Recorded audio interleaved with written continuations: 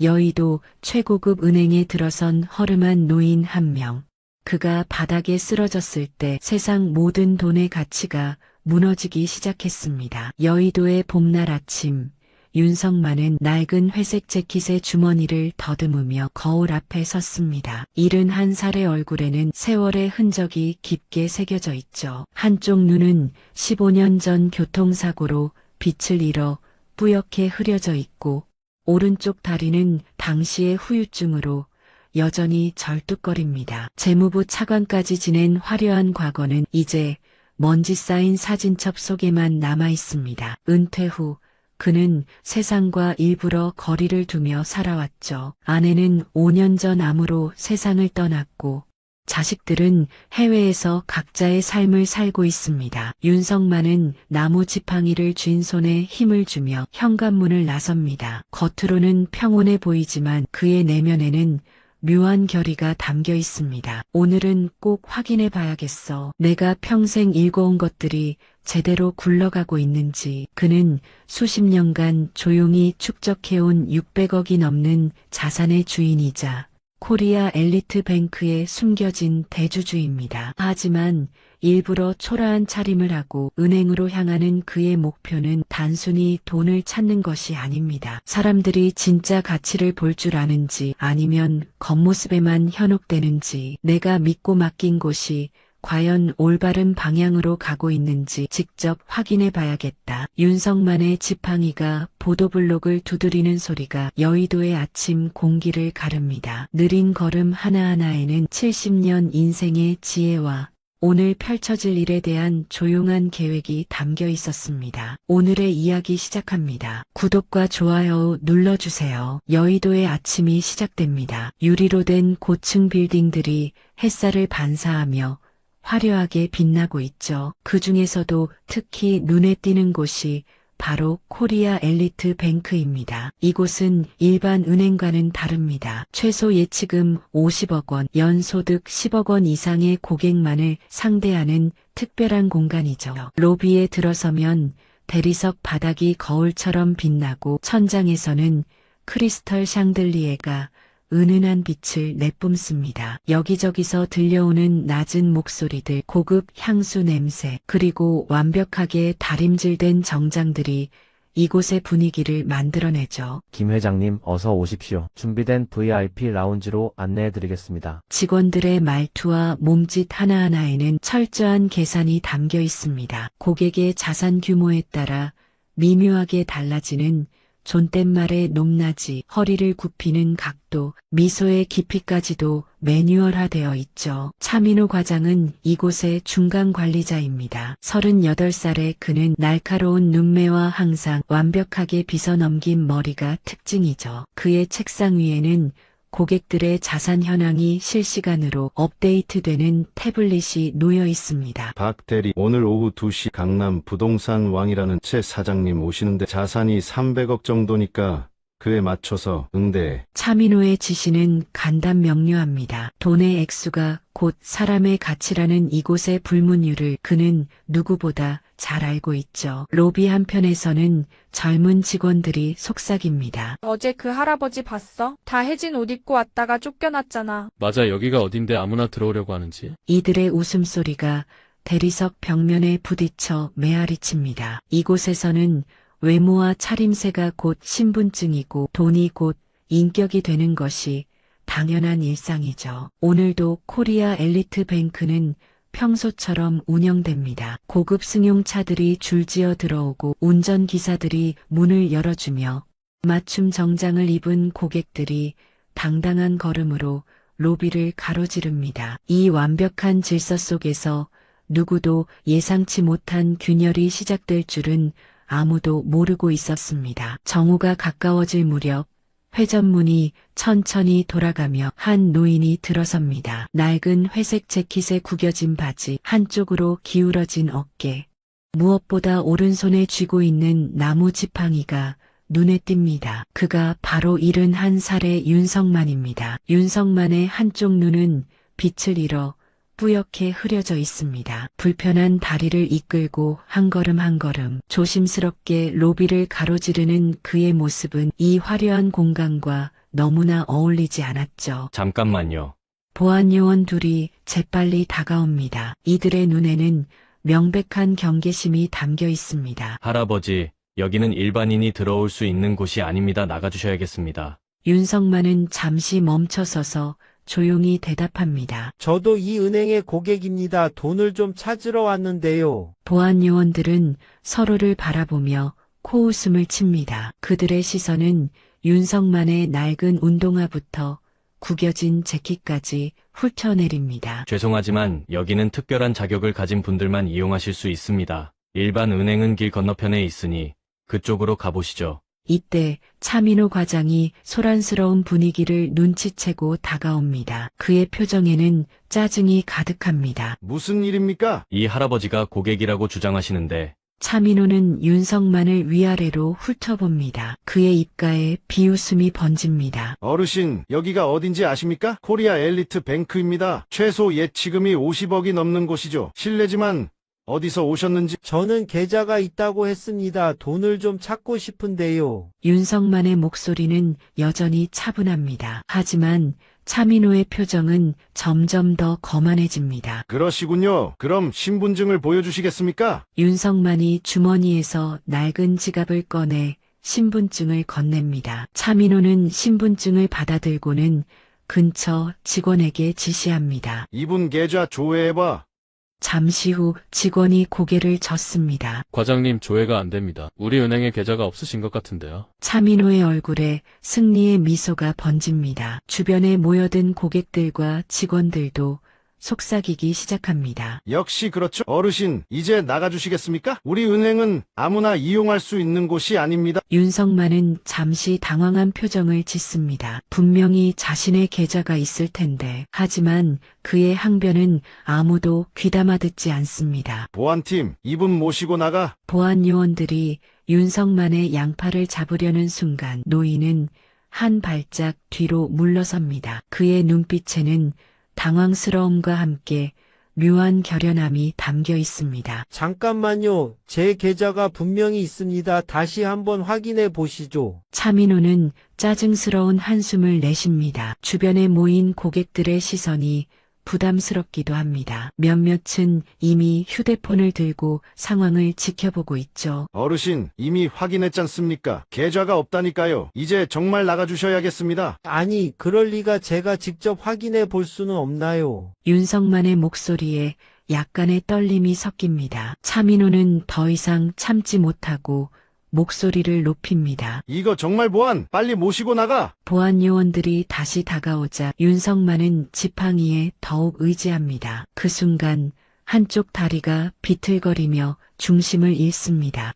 윤석만이 바닥으로 쓰러집니다. 지팡이가 대리석 바닥에 부딪혀 요란한 소리를 냅니다. 하지만 놀랍게도 아무도 도와주려 하지 않습니다. 오히려 몇몇은 고개를 돌리거나 한숨을 쉬며 자리를 피하죠. 에휴, 왜 이런 곳에 와서. 정말 민폐네요. 속삭이는 목소리들이 윤석만의 귀에 들려옵니다. 노인은 떨리는 손으로 바닥을 짚으며 일어나려 애씁니다. 지팡이를 찾는 손이 허공을 더듬습니다. 이때 클릭 소리와 함께 누군가의 발걸음이 다가옵니다. 검은색 하이힐을 신은 여성이 윤석만 앞에 무릎을 꿇고 앉습니다. 괜찮으세요? 부드러운 목소리의 주인공은 김연아 지점장입니다. 35살의 그녀는 단정한 검은색 정장에 진주 목걸이를 하고 있습니다. 그녀는 떨어진 지팡이를 주워 윤석만에게 건넵니다. 일어나시는 것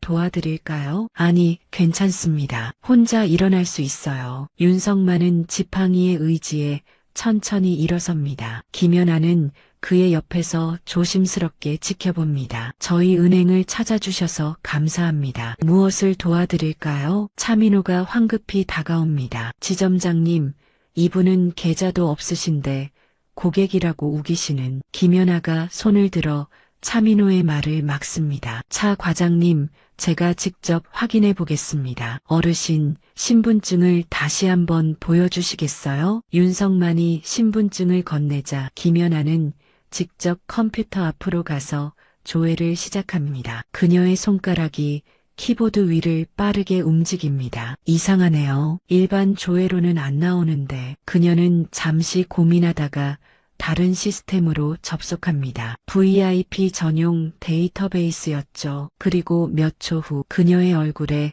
놀라움이 번집니다. 김연아의 손가락이 키보드 위에서 멈춥니다. 화면에 나타난 정보를 보며 그녀의 눈이 점점 커집니다. 하지만 곧 표정을 가다듬고 차민호에게 조용히 말합니다. 차 과장님, 잠시 제 사무실로 오시죠. 지점장님, 지금 이 상황에서 지금 바로요. 김연아의 목소리에는 단호함이 담겨 있습니다. 그녀는 윤석만을 향해 정중히 인사합니다. 어르신, 잠시만 기다려 주시겠습니까? VIP 라운지로 모시겠습니다. 주변의 직원들과 고객들이 수군거립니다. VIP 라운지는 최상위 고객들만 이용할 수 있는 공간이니까요. 사무실에 들어선 김연아는 차민호에게 모니터 화면을 보여줍니다. 이걸 보세요. 윤석만 고객님의 계좌입니다. 차민호의 얼굴이 하얗게 질립니다. 화면에는 놀라운 숫자들이 나타나 있습니다. 총 자산 613억 4천만 원, 그리고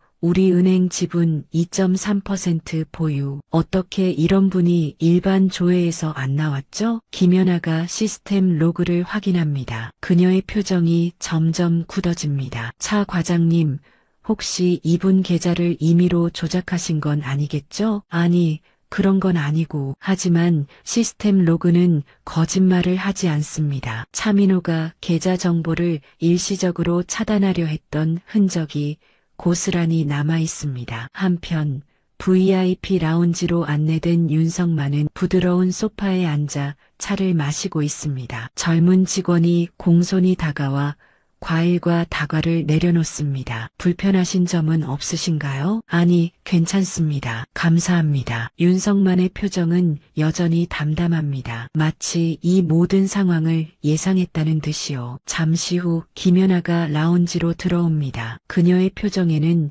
죄송함과 경외감이 섞여 있습니다. 윤석만 고객님, 정말 죄송합니다. 저희 시스템에 일시적인 오류가 있었습니다. 확인 결과 고객님은 저희 은행의 최상위 VIP 고객이시며 주요 주주이십니다. 그래요? 참 이상한 일이네요. 윤석만의 목소리에는 아무런 감정이 담겨 있지 않습니다. 하지만 그의 눈빛은 모든 것을 꿰뚫어 보는 듯합니다. 계좌에서 얼마를 인출하시겠습니까? 500만 원만 부탁합니다. 김연아는 놀랍니다. 600억이 넘는 자산을 가진 분이 겨우 500만 원을 찾겠다니. 혹시 다른 업무도 보실 게 있으신가요? 자산관리나 투자 상담. 아니요. 오늘은 이것만 하고 가겠습니다. 윤석만은 차를 한 모금 마시며 조용히 덧붙입니다. 그런데 아까 그 직원분은 어떻게 되나요? 차민호라고 했던가. 김연아의 얼굴에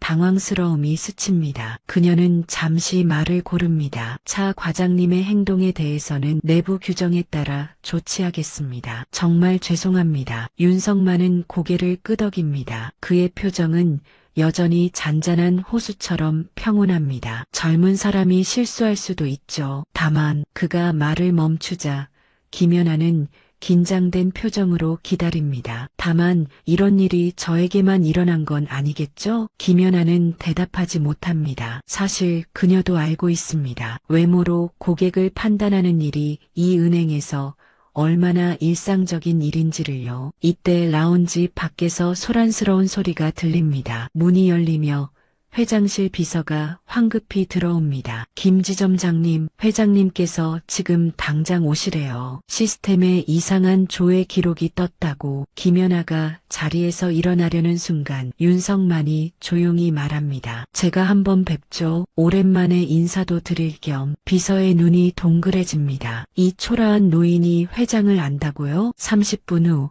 최상층 회장실. 60대 중반의 박준서 회장이 믿을 수 없다는 표정으로 윤석만을 바라봅니다. 윤 선배님, 정말 선배님이십니까? 오랜만이네, 준서. 아니, 이제는 회장님이라고 불러야겠군. 두 사람은 재무부 시절부터 선후배 사이였습니다. 윤석만이 차관을 지낼 때 박준서는 과장이었죠. 선배님이 저희 은행 지분을 가지고 계신 건 알았지만 이렇게 오실 줄은 몰랐습니다. 박준서는 황급히 시스템을 확인합니다. 화면에 뜬 숫자들을 보며 그의 얼굴이 창백해집니다. 시가 기준으로 800억이 넘는 자산을, 그리고 우리 은행 지분이, 그가 다시 모니터를 확인하는 순간 더욱 놀라운 사실이 드러납니다. 윤석만의 계좌가 일시적으로 차단되었던 기록, 그리고 그것을 시도한 직원의 아이디. 차민호. 이 직원이 선배님 계좌를. 박준서의 목소리가 떨립니다. 그는 즉시 인터폰을 듭니다. 보안팀장, 지금 당장 올라와. 그리고 인사팀장도. 차민호 과장도 데려와. 윤석만은 창밖을 바라보며 조용히 말합니다. 준서야, 내가 오늘 여기 온 건 단순히 돈을 찾으러 온 게 아니야. 네, 가끔은 이런 식으로 확인해 봐야지. 내 돈을 맡긴 곳이 제대로 굴러가고 있는지. 박준서는 고개를 숙입니다. 그의 이마에 식은땀이 맺힙니다. 죄송합니다. 제가 관리를 제대로 못했습니다. 아니, 시스템의 문제는 아니야. 사람의 문제지. 곧이어 보안팀장과 인사팀장, 그리고 차민호가 회장실로 들어옵니다. 차민호의 얼굴은 이미 사색이 되어 있습니다. 회장실의 공기가 무겁게 가라앉습니다. 차민호는 문 앞에 서서 어디를 봐야 할지 모르겠다는 표정입니다. 그의 시선이 윤석만을 향하자 온몸에 소름이 돋습니다. 차 과장, 이분이 누군지 알겠나? 박준서 회장의 목소리가 차갑게 울립니다. 차민호는 고개를 숙인 채 대답합니다. 모르겠습니다. 우리 은행의 주요 주주이시자 최상위 VIP 고객이신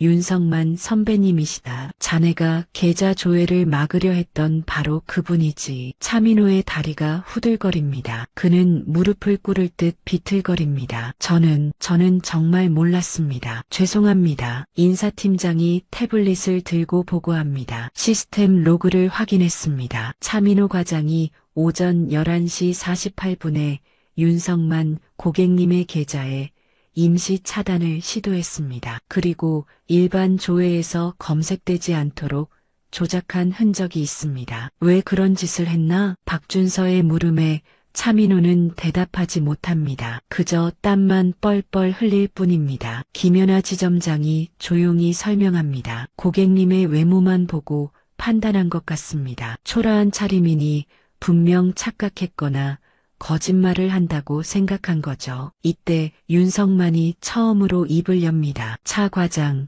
그쪽이 나를 쫓아내려 했을 때 뭐라고 했지요? 아, 맞다. 여기는 아무나 이용할 수 있는 곳이 아니다라고 했었군요. 차민호의 얼굴이 더욱 창백해집니다. 그리고 주변 직원들과 고객들도 비웃었죠. 늙은이가 왜 여기 왔냐고. 윤석만의 목소리는 여전히 담담하지만 그 안에 담긴 무게감이 회장실을 압도합니다. 보안팀장이 CCTV 영상을 가져옵니다. 화면에는 윤석만이 바닥에 쓰러졌을 때의 모습이 고스란히 담겨 있습니다. 아무도 도와주지 않고 오히려 비웃거나 외면하는 직원들과 고객들의 모습도요. 이런. 박준서가 신음하듯 말합니다. 이 영상이 외부에 유출되면 은행의 이미지는 땅에 떨어질 겁니다. 차민호 과장, 오늘부로 해고다. 인사팀장, 즉시 처리하게. 예, 회장님. 차민호가 무릎을 꿇습니다. 회장님, 한 번만 용서해 주십시오. 가족이 있습니다. 제발. 하지만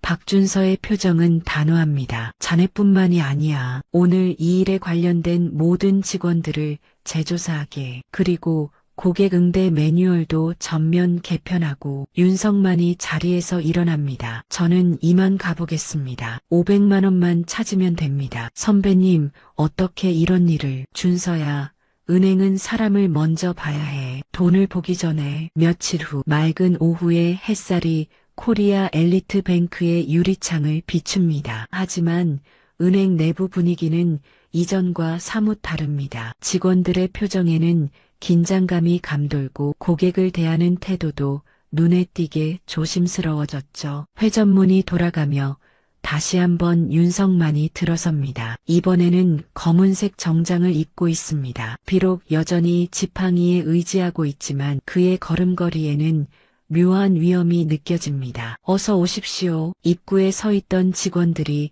일제히 인사합니다. 윤석만은 가볍게 고개를 끄덕이며 로비를 가로지릅니다. 김연아 지점장이 직접 마중을 나옵니다. 윤석만 선생님, 오늘은 투자 감사 자격으로 오셨다고 들었습니다. 네.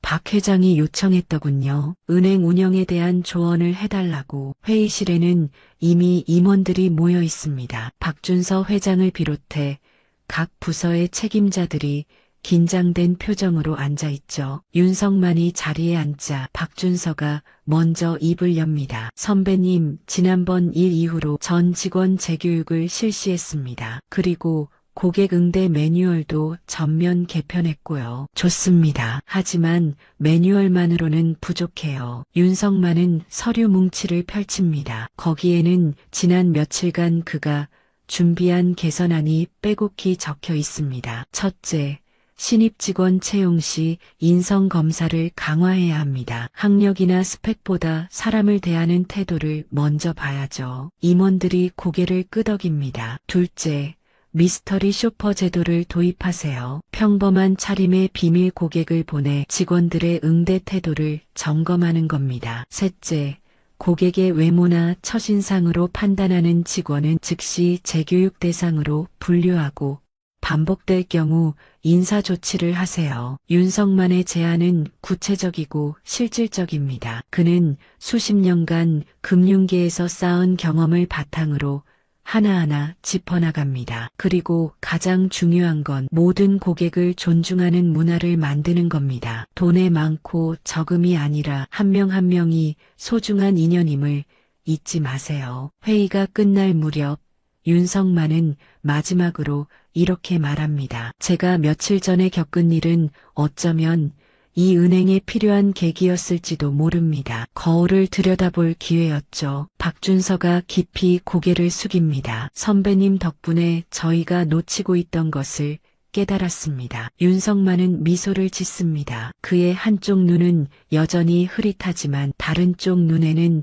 따뜻한 빛이 담겨 있습니다. 은행은 신뢰를 파는 곳입니다. 그 신뢰는 돈이 아니라 사람에게서 나오는 거죠. 회의실을 나서는 윤석만의 뒷모습을 바라보며 임원들은 각자의 자리에서 많은 것을 되돌아봅니다. 한 달 후에 코리아 엘리트 뱅크 겉모습은 여전히 화려하고 고급스럽지만 그 속의 공기는 확연히 달라졌습니다. 로비에는 이제 다양한 연령층의 고객들이 드나들고 직원들의 표정에도 경직된 미소 대신 자연스러운 친절함이 묻어납니다. 아침 회의실에서 김연아 지점장이 직원들에게 새로운 하루를 시작하는 인사를 전합니다. 오늘도 모든 고객님을 우리 가족처럼 모시겠다는 마음가짐으로 시작합시다. 기억하세요. 진정한 가치는 겉모습이 아닌 마음에서 나옵니다. 차민호의 자리는 새로운 과장이 채웠습니다. 그는 이전과 달리 모든 고객에게 동일한 존중과 배려를 보이며 일하고 있죠. 점심시간 무렵 한 젊은 엄마가 아이를 데리고 은행에 들어옵니다. 평범한 차림새에 유모차를 끌고 온 그녀를 보고 직원 한 명이 다가갑니다. 어서 오세요. 무엇을 도와드릴까요? 예전 같았으면 여기가 어디라고 하는 시선을 받았을 테지만 이제는 다릅니다. 직원은 정중히 안내하고 아이를 위한 작은 의자까지 준비해 줍니다. 그날 오후 박준서 회장은 창밖을 바라보며 전화를 겁니다. 선배님, 요즘 은행 분위기가 많이 바뀌었습니다. 직원들도 고객들도 모두 만족해하고 있어요. 전화기 너머로 윤석만의 온화한 목소리가 들려옵니다. 다행이네요. 사실 그날 제가 초라한 차림으로 간 건 계획된 일이었어요. 네, 그게 무슨, 가끔은 우리 자신을 돌아봐야 하니까요. 권력과 돈에 취해서 잊고 있던 것들을 말이죠. 박준서는 잠시 말을 잇지 못합니다. 그제야 모든 것이 이해가 됩니다. 윤석만이 왜 그런 차림으로 왔는지, 왜 그토록 담담했는지. 선배님은 정말 대단하십니다. 대단할 게 없어요. 그저 오래 살다 보니 보이는 것들이 있을 뿐이죠. 통화가 끝난 후 박준서는 직원들에게 공지사항을 전달합니다. 앞으로 우리 은행은 검은 넥타이 정신을 기업 이념으로 삼겠습니다. 검은 넥타이처럼 겉으로는 평범해 보여도 그 안에 품격과 존중이 담겨 있어야 한다는 의미입니다. 저녁 무렵 윤석만은 집 근처 작은 공원을 산책합니다. 그의 한쪽 눈은 여전히 잘 보이지 않고 지팡이의 의지에 걸어야 하지만 그의 걸음걸이에는 이상하게도 가벼움이 느껴집니다. 벤치에 앉아 석양을 바라보는 그의 얼굴에 잔잔한 미소가 번집니다. 누군가는 그를 그저 초라한 노인으로 볼지 모르지만 그가 남긴 변화의 씨앗은 이미